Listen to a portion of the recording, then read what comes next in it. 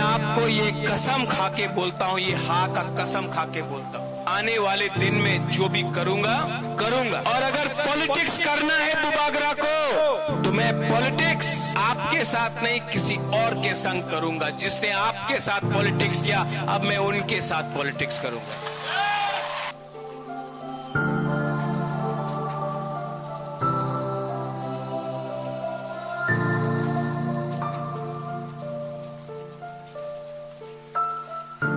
Agreements पहले भी हुए हैं, लेकिन इम्प्लीमेंटेशन में प्रॉब्लम हुआ है। इसी के लिए I am very happy and I am very glad that candidate which from our side my sister has been chosen to represent, because मैं नहीं चाहता हूं कि दिल्ली में अग्रीमेंट में कोई रोड ब्लॉक्स आए। लॉजिकली ये अग्रीमेंट को अगर दिल्ली में हमें इम्प्लीमेंट करना है तो एक सही आदमी को जाना था, एक सही व्यक्ति को जाना था।